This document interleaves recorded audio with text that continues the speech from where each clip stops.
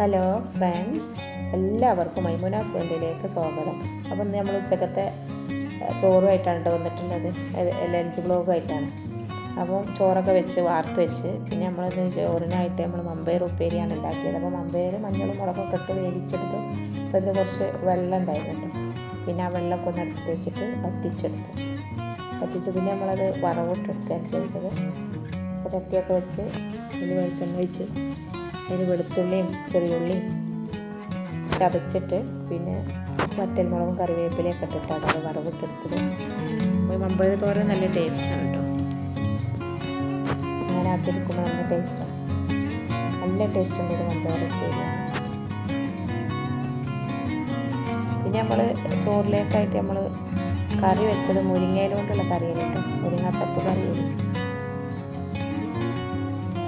അപ്പം മുരിങ്ങയൊക്കെ ഇവിടെ ഊരിയെടുത്തിട്ടുണ്ട്, കഴുകിയൊക്കെ എടുത്തിട്ടുണ്ട്. അത് നമുക്ക് മുരിങ്ങയിലിട്ടാണ് ഒരു കറി ഉണ്ടാക്കാം.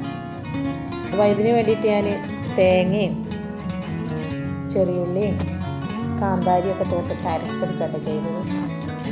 അപ്പോൾ ഇങ്ങനെ മുരിങ്ങാക്കറി നല്ല ടേസ്റ്റാണ് കേട്ടോ. നല്ല ടേസ്റ്റുള്ളൊരു കറിയാണ്, ഒരു നാടൻ കറി.